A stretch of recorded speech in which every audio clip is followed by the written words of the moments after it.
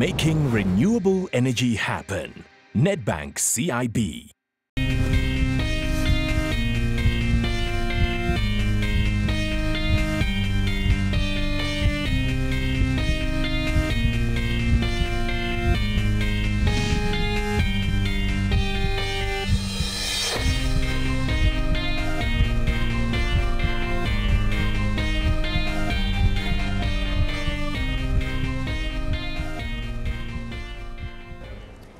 Hello and welcome to the World Economic Forum in Durban. I'm Chris Bishop, the founding editor of Forbes Africa magazine. I welcome you to this debate on powering Africa. In my opinion, one of the great stories of this continent, how this continent is going to power itself forward into the future and prosperity. I have a very esteemed panel here. Starting on my right, I have Mr. Mohan Vivekanandan of the Development Bank of Southern Africa. I've got Mr. Jay Ireland, the CEO of GE Africa, based in Nairobi. I've got Jasandra Naika, the CEO of Biotherm Energy. And I have Rory Steer of Blackwood Power, a man who's at the grassroots of the power game in this continent. So I said in the intro here, to me, it's the biggest story, the most important story on this continent. Where do you think we are right at this time? Starting with you, Mohan. Great, thanks. I mean, for us as a bank, development bank focused on infrastructure, power takes up about half of our investments, so it's a significant area, both inside South Africa and in the rest of the continent. We see significant investment opportunities. In some cases, we are also investing early stage around project development as well, but yeah, big opportunities. Jay, where do you think we are? Well, I think we lose ground every day. I think we're not bringing enough power onto the grids in the countries that are needed to make up the deficit. And when I look at the growth in birth rates, in people joining the middle class, continued industrialization, the power mechanisms, if you will, with the grid or outside the grid are just not keeping up. So I think there's to your point, a tremendous opportunity. Sandra, you're at the cutting edge of the power industry, renewables, talking about the future. Do you think this power thing is a train that Africa's never going to catch, or what? I sincerely hope not. I hope it is a train that they catch and even overtake. But I have to agree with Jay. It is taking far too long. It is way too slow, and our population growth rates are growing at a much more significant rate than where our economies or our energy supply should actually be at this point in time.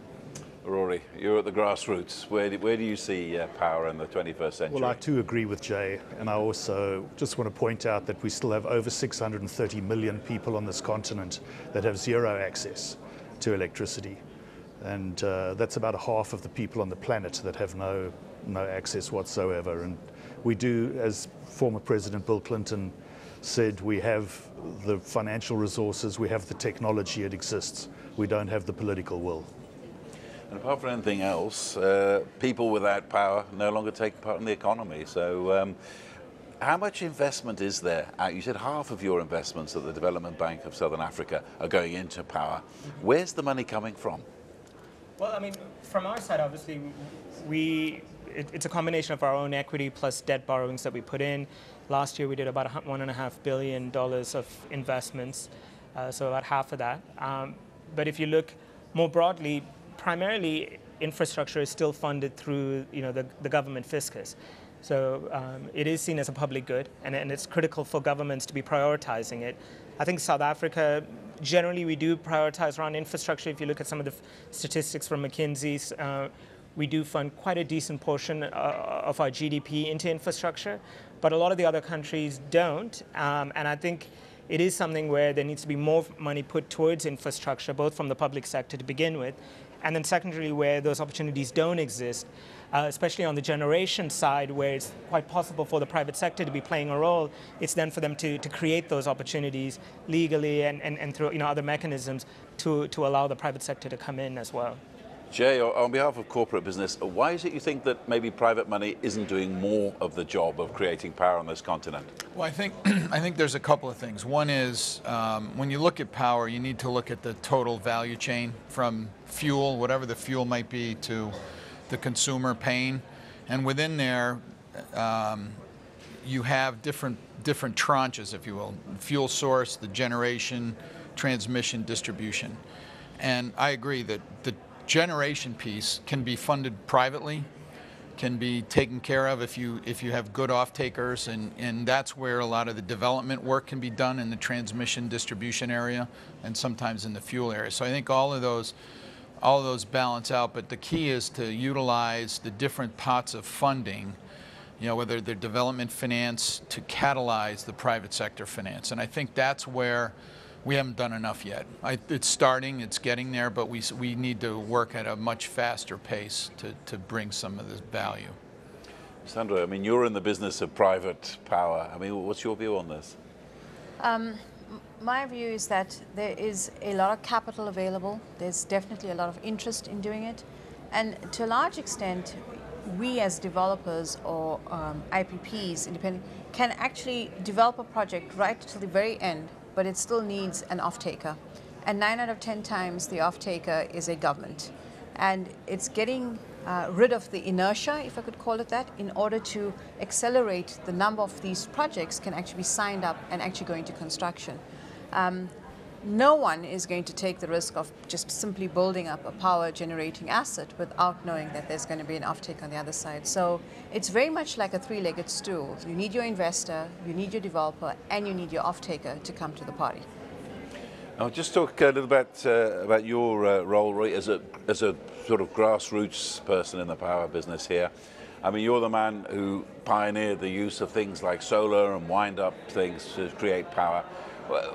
How much of this grassroots effort do you think can add up to something bigger to try and close that gap between the demand and supply? Look, ultimately, it needs a big effort with large amounts of capital to get behind things at scale.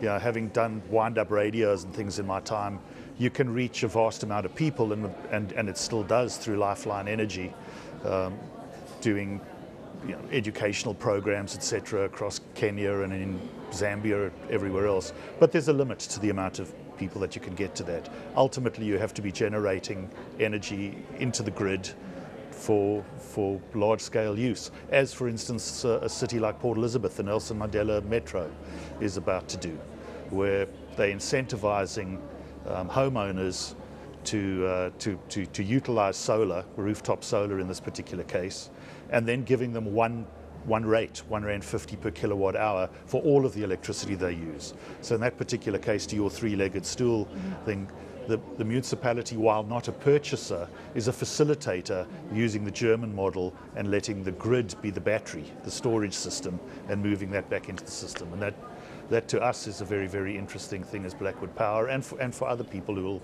participate in that program as they look for about 250 megawatts of power.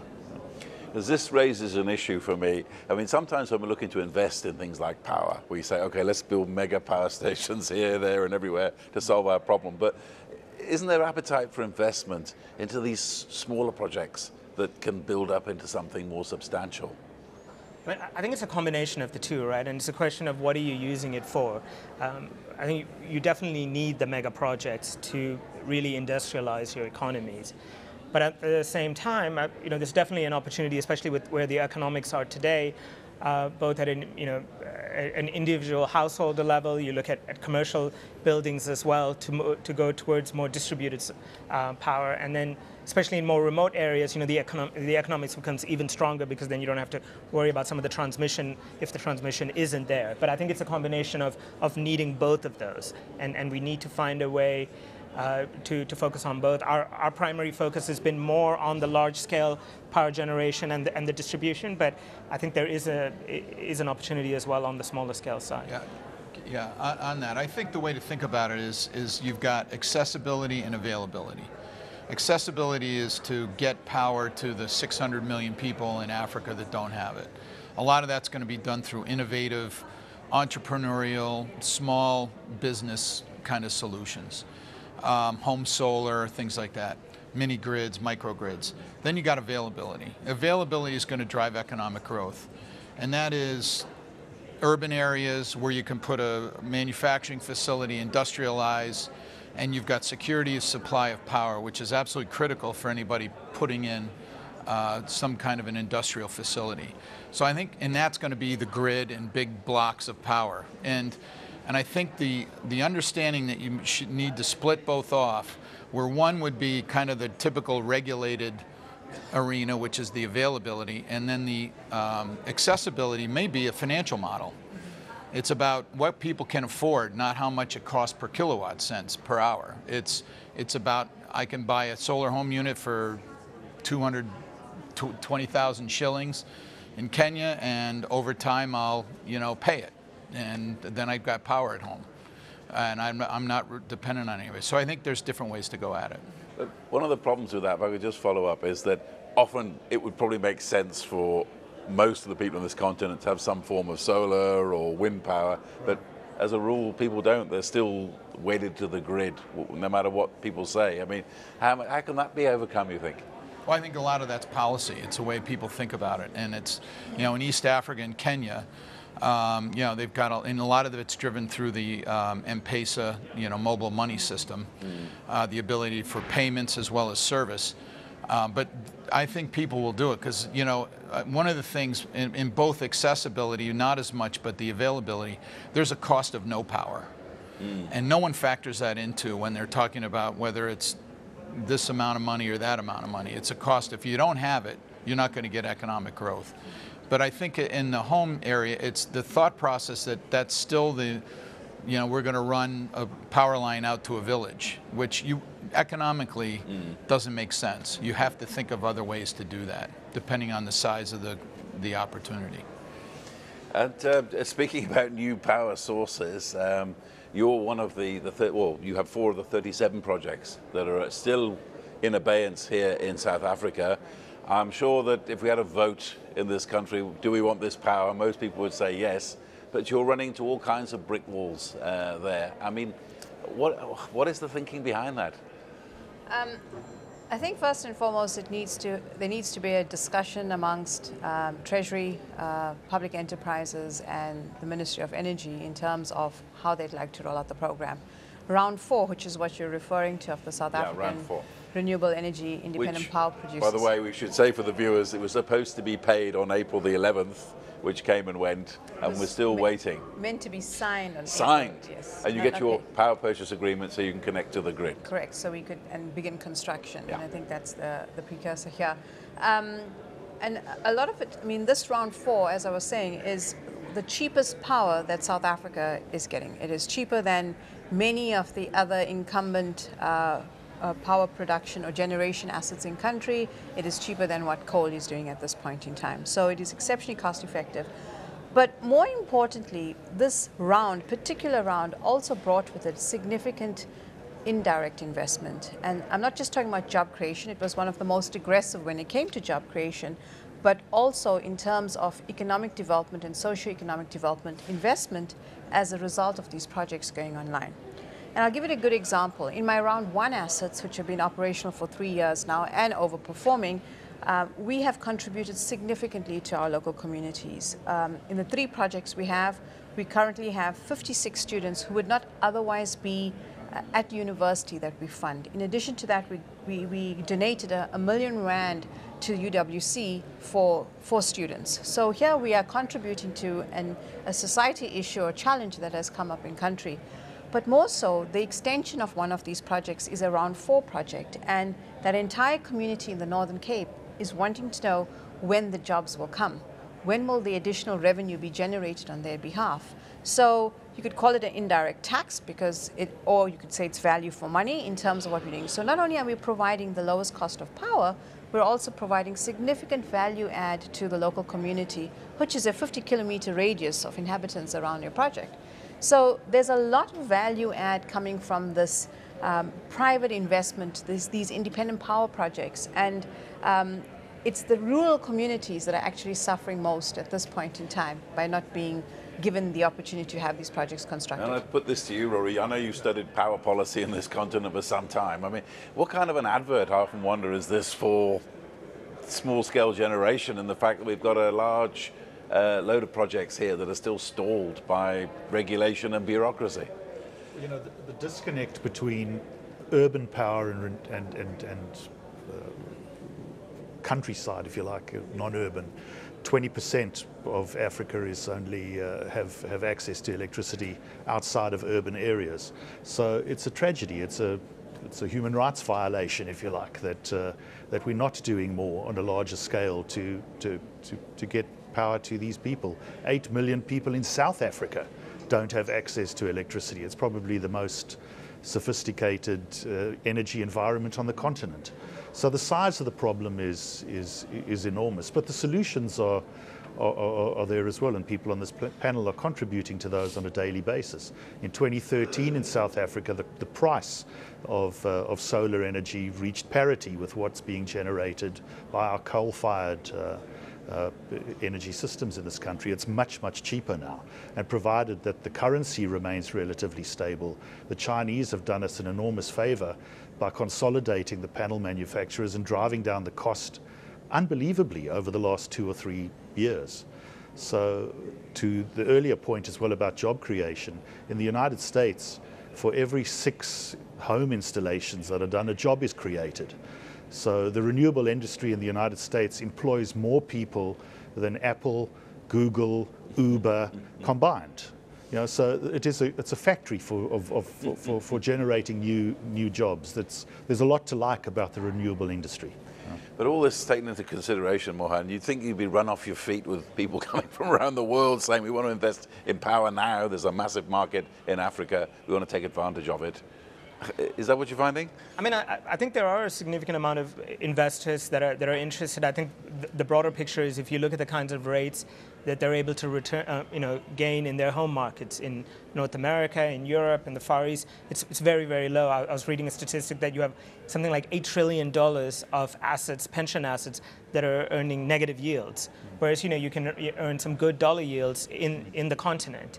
And up until recently, there was a significant amount of both foreign and domestic private investment going into the South African energy market. Hopefully, that'll return in the next year or so, as the policy logjam is solved. But multiple other countries have taken on our model and are replicating it. I know entities like the IFC, KfW are taking our model and replicating it in a lot of other markets, especially for solar PV at some level of scale. So, and the majority of the sponsors beyond that are foreign investors. So there is funding coming through, but obviously a lot of those markets are smaller.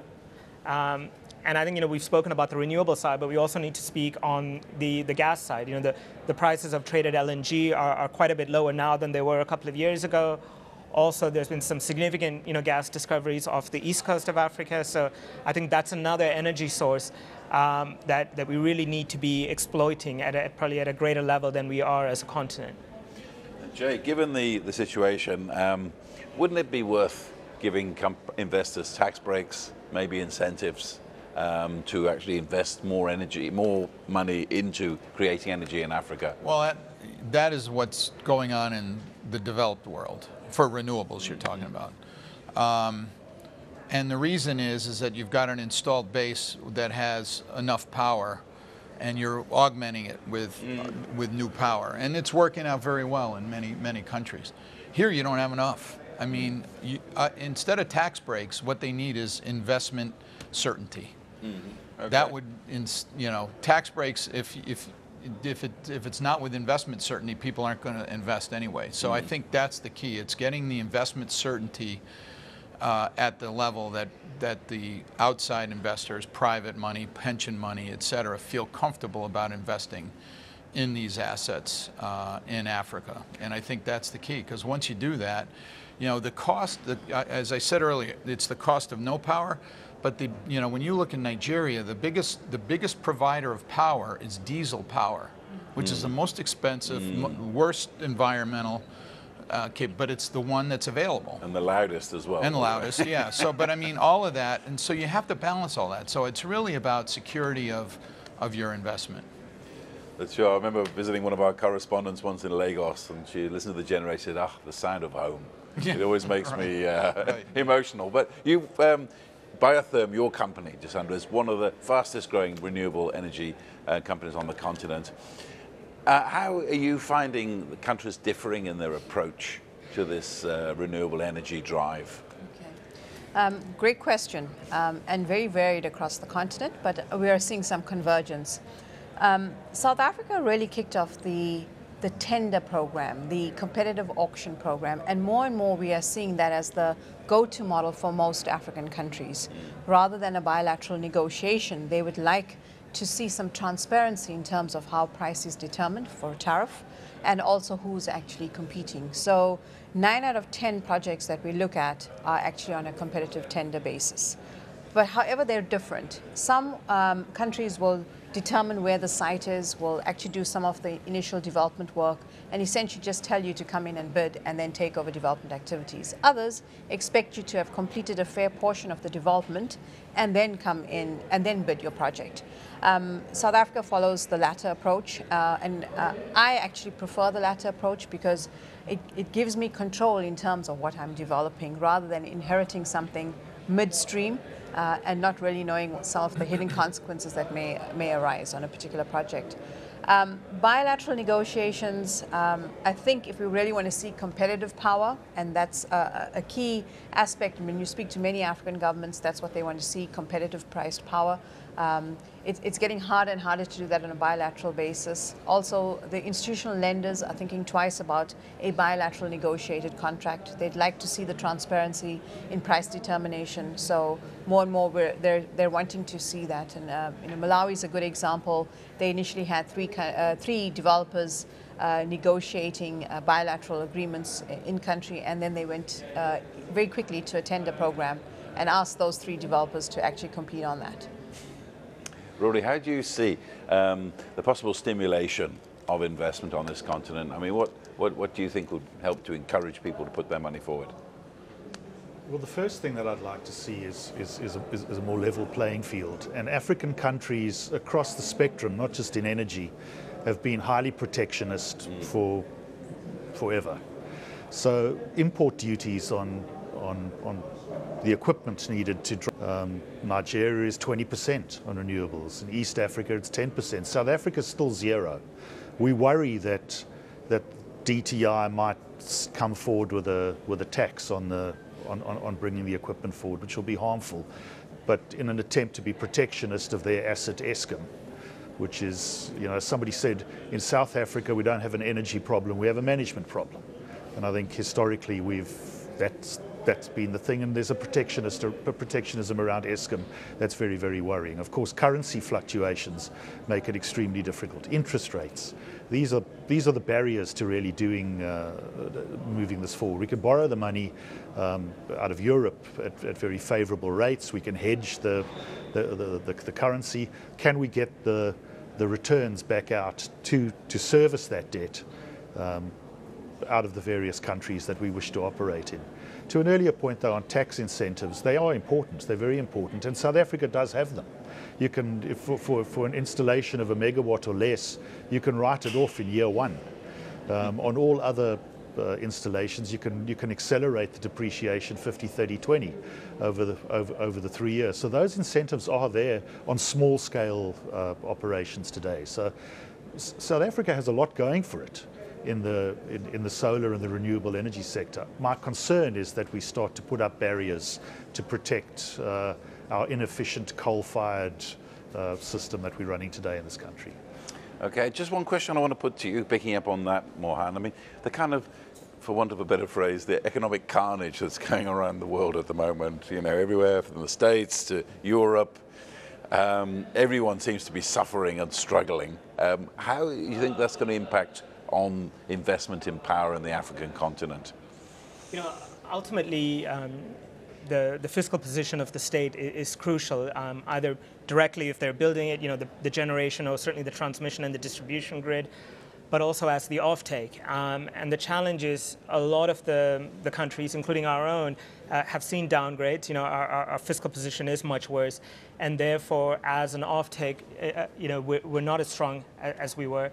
And I think that is having an impact on certain investments. I know we've seen that in many countries in West Africa, where the fall in price of oil have impacted those states, and but also even in some other ones like Mozambique as well. So it has been a challenge.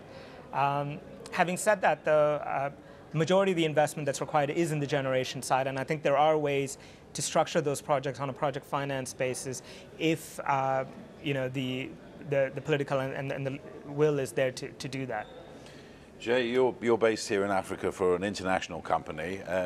What are you seeing from the tempestuous economic conditions elsewhere on this planet? Well, I think, it's all about jobs everywhere you go. And whether it's here or whether it's in the US or, Europe or China. And I think the way to think about it is jobs come from growth. And growth is going to be in the African continent because around infrastructure. And now we're talking about power. So this is where a lot of the power resources, if you will, that'll be made elsewhere. Some will be done locally as well. But it's a balance of, it's a global industry. And so the ability to continue to have growth here in Africa around the power segment across that value chain I talked about earlier is absolutely critical to a lot of the economic issues elsewhere, in that, can be creating jobs, whether it's in the US, Europe, China, as well as locally. And I think the renewable, the wind regime here has done that on the localization front, as has in some of the other countries. So I think there's a real potential there. Yeah, we're coming to the end of the first half here. So you've been to New York recently. Yeah. What just to Jay's point, yes. provided that there is a continuous program, Yeah. and that there is a security of projects going on an annual basis, can you actually have a local manufacturing system? Because if you don't and you have a 2-year delay, Yep. You've got manufacturers sitting in a value chain that aren't able to produce anything and will ultimately close down. And what's your view on that one, Roy?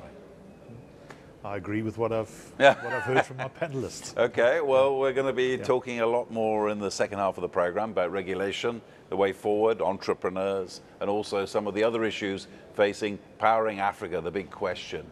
Do stay with us here on this CNBC Africa special.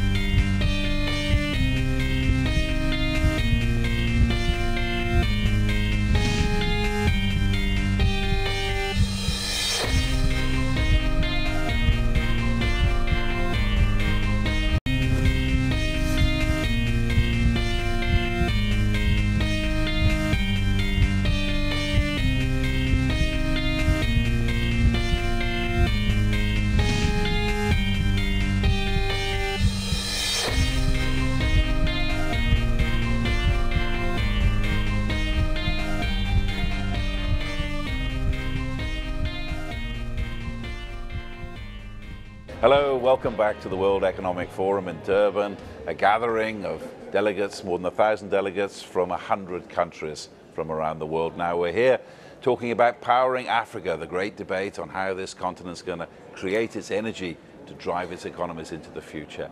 Now, just to start off with you, Mohan, on behalf of the Development Bank of Southern Africa, one of the questions we were talking about before was Inga 3. The great holy grail of power generation in Africa, in the Democratic Republic of Congo, the huge hydro power dam. Now, the number of people who've told me down the years that that's enough power to power the entire continent from top to bottom, if ever it was finished. One would have thought that the money and the will would have been found because of its great importance. What exactly is happening there? What's going wrong? Well, I mean, I think the total amount there is roughly 50 gigawatts, so it's not quite enough, for the continent, but it significantly is it is a significant amount. I think in the first half of the show we spoke about the fact that really investors need a significant amount of certainty, and the fact that the state plays a critical role in providing that, right? Especially something like that where an investment's going to take decades to pay through. And in addition to that, you're going to need significant transmission lines to be invested as well to take the power from there to, for instance, connect it through to the Southern African power pole. So those are a number of the challenges that are there. One, you've got a state, in the case of the DRC, where that level of certainty that investors are looking for hasn't been there. It's been an area where for decades investors, including entities like the World Bank with significantly bigger balance sheets than ours, have been trying to make that work, and it's been a struggle for them. Also, I think funding the transmission lines as well is a challenge, but I think the critical element is you're going to have to put billions and billions of dollars into the DRC, into an environment where I think the level of political uncertainty is such that the investors haven't been willing to do that. And until you can answer that question, I think it'll be something that's off far in the horizon.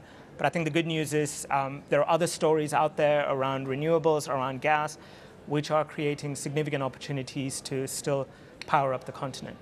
Yeah, that's something we haven't touched on yet, is gas. I mean, a lot of people have been saying to me, why are you guys putting up coal-fired power stations or renewables when you've got gas from Mozambique or gas from here? Yeah, well, I think the way to think about it is you need a portfolio of power generation from a standpoint of fuel.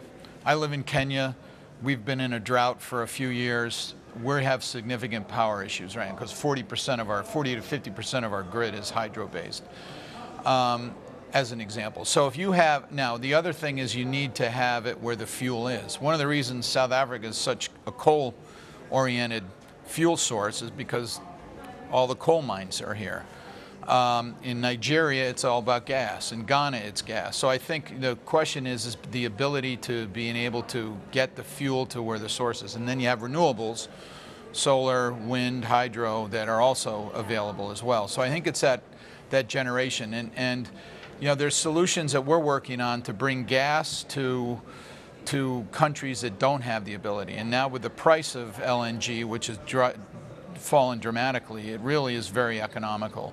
And as you look out over the long term, that supply-demand relationship is not going to change soon. So it's a very good way of really getting gas to other countries that need it versus, let's say, they all input, whether they're on liquid fuels such as diesel or Jet A or things like that. So I think it's the continent has enough gas to fuel itself. It's got enough coal. It's got enough wind. It's got enough hydro.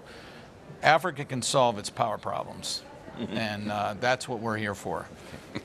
Though, Sandra, I mean, one thing we haven't touched on yet is entrepreneurs. I know you are one, an energy entrepreneur. Do you think there's enough being done to try to get entrepreneurs into this power generation thing? People always think of entrepreneurs, they think of online, they think of tech, they think of that sort of thing.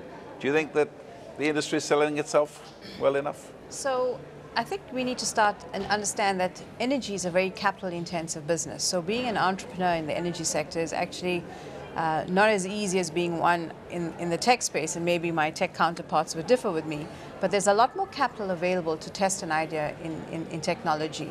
In renewables, you need to have a solid, firm investor behind you because you do require a fair amount of capital and capital outlay even before you actually go out and sign your power purchase agreement. So the risk is higher to some extent, but once you have this asset constructed and it's generating cash flows for you, you kind of proven out your business model or your concept. It's there are a lot of developers. When I came back to South Africa and started focusing on the rest of the African market, there were very few developers in this market. I remember when we did the first Zambia bid, there were probably 5 of us who bid. Now you've got a fair number of players that have come into this market, many of which are taking risk, or some who have sat in larger utilities and decided to splinter out, who have decided to run with us. So you're seeing more and more of it. But what we're doing at Biotherm is we've brought in some entrepreneurs in residence to run with some of our activities. We've brought in very, I would say, young, talented people in order to develop them in terms of really understanding the power business and how to make it more efficient. But being a single entrepreneur, it's not really just one entrepreneur. It's actually a team that needs to build an asset.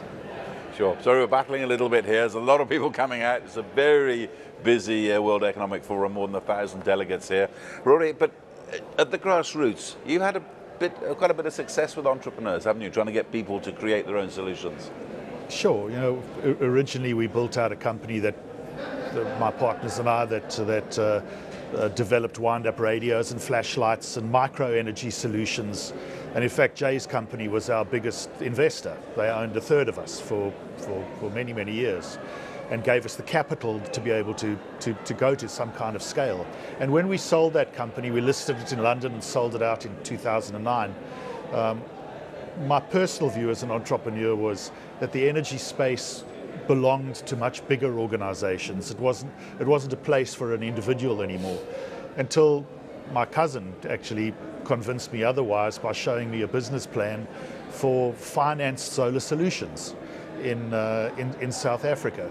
And instead of looking at the whole thing, which was maybe a 5 billion rand plan, which is what we have, starting to look at that in chunks and partnering with organizations like the IDC, who've been great supporters and sources of capital for us, does allow, I think, experienced people in the trade. I don't think there's really a place for somebody who says energy is a problem and I'm an entrepreneur. Clearly you need to know your way around that particular industry, and you need to know your way around the financing opportunities for it. However, organizations like ours and the others here create so many opportunities. Something like the Nelson Mandela Bay Metro project, we as a company, as Blackwood Power, need to employ or to partner with 30, 40, 50, 100 installers, all of whom are creating jobs to look after, because our core competency is finance and the customer. Those are the two things that we're really focusing on. Everything else we're outsourcing, we're project managing the rest of it. And so the ability to knock that on into a much, much bigger organization and a much bigger industry, and to be supportive of small scale entrepreneurs who won't need a lot of capital, because we'll be sourcing the equipment, we'll be sourcing all, they just have to have the ability to manage, the skill set to do those installations, and the capital to pay the wages of their people while they invoice us and get paid out. It's a low cost entry, and those opportunities exist, but not, I don't think, at a much higher level without real capital behind you and real experience. Now, we brushed over this subject earlier in the interview, but what about regulation as well on this continent? What do you think needs to be done? I'm going to ask all of you this question. As people in the industry, what do you think needs to be done to stimulate energy generation on this continent? Well, I think the panelists spoke about this issue where, as an investor, you just need certainty around, how are the projects going to be developed. I mean, from our perspective as a financier, we would like to see transparency around how the bids were won, because it gives us a lot more confidence. So where there was a procurement process that's been set up, which and it clearly demonstrates how the bidders have successfully gotten their bids. That gives us a lot of confidence.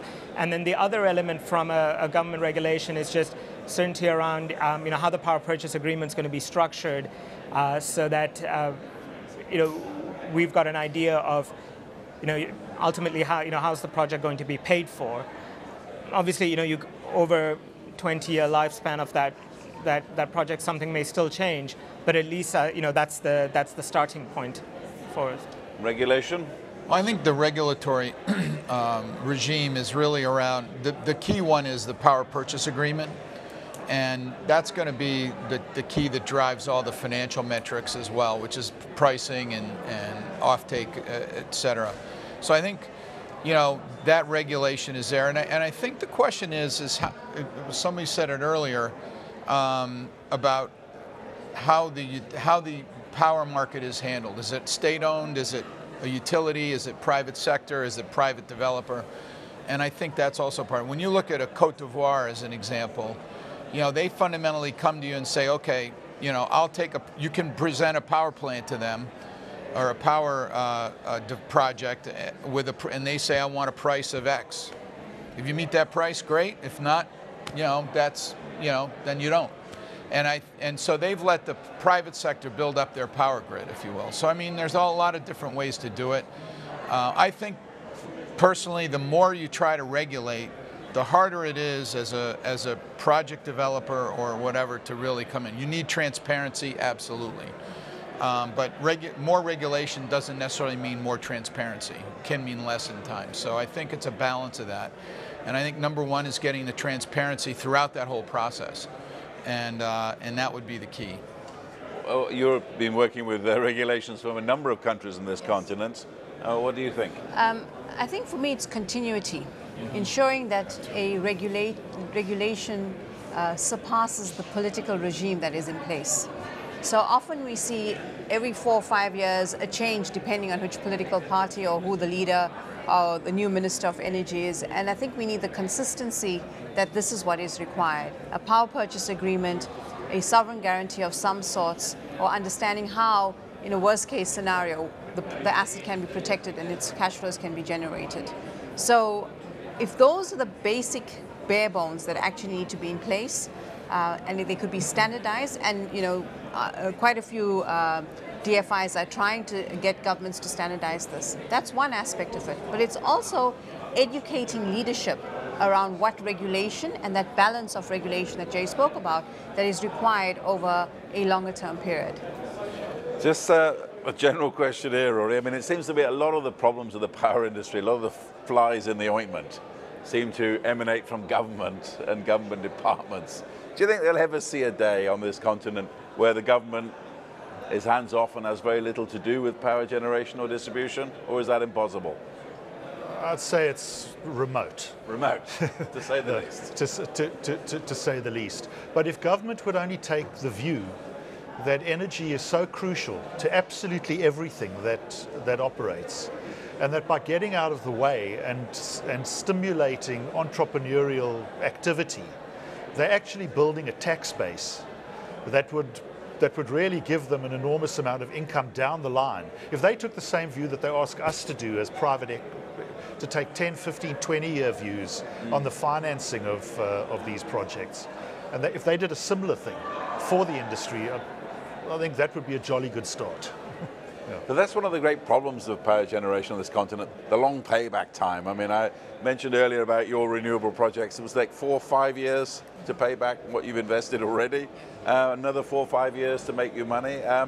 Isn't that one of the big problems when you're selling these investment projects? Well, I mean, I think that's just the nature of the asset class, that it is something where it does have a long payback period, but at the same time, it's also an asset that has a long life. So it's just, for me, that's just about being able to match, the financing, in terms of the liabilities to the asset. It's more of the case of I guess the one challenge around that is then the issue of continuity that Gisandra raised, which is obviously continuity becomes a much bigger issue when you're talking about a 20-year life cycle as opposed to a 5-year one. I mean, from a corporate point of view, we're at the World Cup. Yeah, I know. I think the whole whole place is coming alive here. There's a lot of noise in the background, but we're right in the middle of the World Economic Forum. I don't think there's much we can do about it. But okay, what do you say, Jay? Well, I agree. I think the aspect of continuity is the key, and these projects are long-lived, but they will generate a return. And so when you look at like pension funds who have long-lived liabilities, these are perfect matches. And I think the question is how to get them comfortable with the continuity and aspect of it as well. So, would you say there is a country on this continent that's getting it right in terms of regulation? I would say that the South African program in the first few rounds was really getting it right, and it's a great example to take advantage of. Other countries that are following suit, I think what Senegal's trying to do is great. I think that what you're seeing now coming out of Malawi, coming out of Ethiopia, are also good opportunities. Okay. All right, we're going to try to continue here, even though it's incredible noise in the background here. I don't know quite what's going on. I think, as you can maybe see just in the corner, there's people playing vuvuzelas, which were very famous during the World Cup here, and they're coming very close to where we are. We're going to have to let this entourage go past, I'm afraid, because I don't see we're going to be able to hear ourselves think, but hopefully it's almost to an end. There we are. Now let's get straight back in. Oh, a little bit more, but I think our crew's going to try and sort it out. Oh well, we did say we were going to take you to the heart of it, so here we are, and the very noise of it. Okay, I think we'll get a bit of peace now. We'll carry on. I mean, which countries do you think are getting it right and wrong in this continent when it comes to energy generation? Yeah, I mean, I think South Africa had was doing a lot right, and I think it's a bit of a wobble right now, but I think the fundamentals are there. We're very confident, on top of the renewables program, we're helping to support the LNG to power program in South Africa as well. Similarly, I think that model's now been adopted. Botswana and Namibia are looking into it. If you look at East Africa, there's a lot of investments that have gone into Kenya, Uganda, even Rwanda. If you look at West Africa, a number of countries, Cote d'Ivoire, for instance, I think you mentioned Senegal as well. So I think there's a lot of countries. I mean, I know that the narrative is around the fact that the governments aren't supportive, but if you step back to where we were 5 to 10 years ago as a continent in terms of power and where we are now, there has been significant progress as well. So I think that is the flip positive side to the story. I think, but we shouldn't be complacent. We should be demanding even more because there is the opportunity for more. Which places do you think are getting it right and wrong? You think in the? Well, I think there's a number that are getting it right from the standpoint of getting. The key is to getting power to the people, right? So, Kenya's great from the standpoint of they've got semi-private transmission generation and distribution company. Cote d'Ivoire I mentioned earlier. Nigeria tried to. They have the mechanisms of trying to privatize. They've still got some execution issues that they've got to deal with in that. South Africa's been, obviously the bellwether for quite a long time, and I think the renewable program has been great from that standpoint. So I think there's a lot of, I guess that's one of the issues is there are a lot of good examples. That's why other countries should follow those, and rather than try to recreate things. And there's nothing here that needs to be invented. It's been done somewhere before, for good or bad, and let's learn from that. But speaking of invention, let's talk a bit about new technology as well. It's going to be a big factor.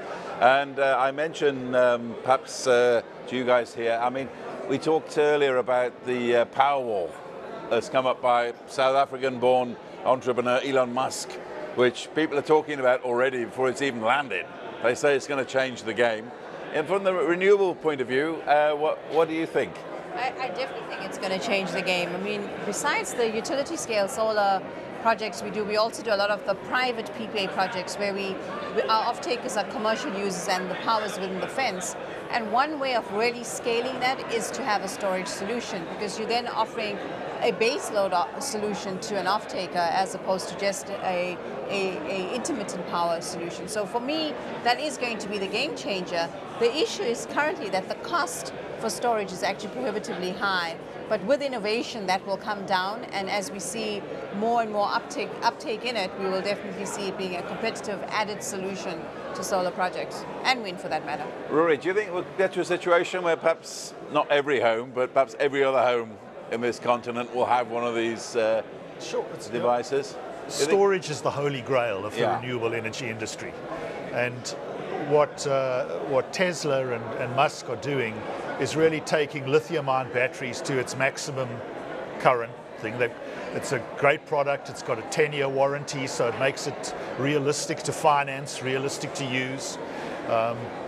Big motor companies, for instance, would benefit because it stabilizes the energy that is so critical to the robotics, for instance, that they utilize. And that's way beyond just home use, where it has an obvious implication.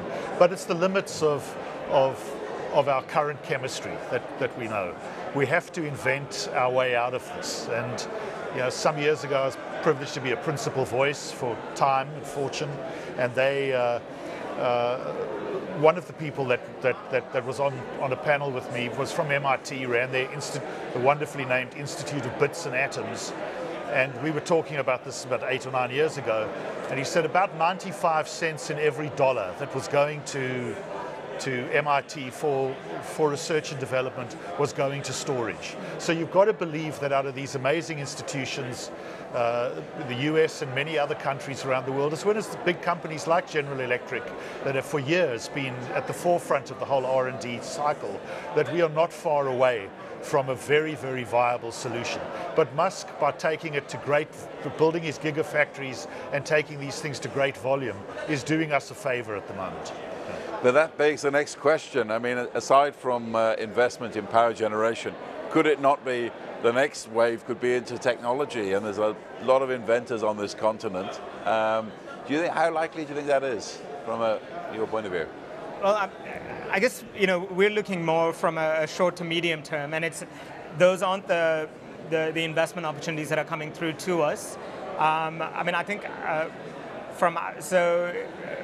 would say in the short to medium term, it's probably not that realistic, and also I think probably where a lot of that investment is going to be happening is probably not in this continent, but, you know, in more developed markets as well. So from our side, no, you know, the bigger investments in power are more on the generation, more on the transmission and distribution side. Where do you see technology going, Jay, in the future? Well, I think storage is going to be the key, and I agree. I think, again, you get back to the availability, accessibility. The availability is still going to need traditional base load type of power, and then the accessibility is where you're going to see this technology.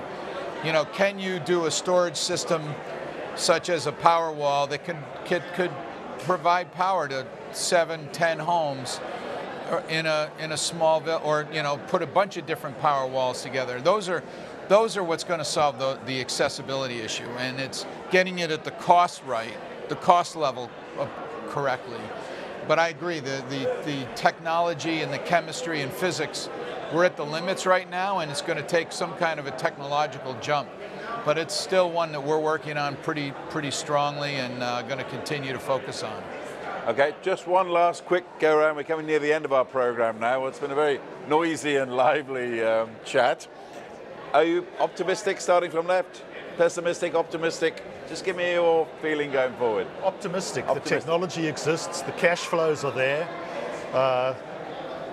If we can get the political will right, we can certainly solve a huge chunk of this continent's energy issues. What do you think? I'm impatiently optimistic. Impatient. That's a good one. I like that. Jay? I'm a pragmatic optimist. We tend to do 2 steps forward, 1 step back, but we're slowly making progress. Yeah, definitely optimistic. I think you know, there is a lot of investments that are going through. In certain countries, it does move back and forth, but overall, as a continent, on the right track. Thank you very much indeed for your time and insights, Mohan Vivekanandan of the DBSA. Then we have Jay Ireland of GE, based in Nairobi. Then we have Gisandra Naika of Biotherm, one of the fastest growing renewable companies in Africa. And then Rory Steer. Thank you very much, of Blackwood Power. Thank you very much. In fact, that's all we've got time for from this broadcast from the World Economic Forum in Durban. From me, Chris Bishop, and my panelists, goodbye.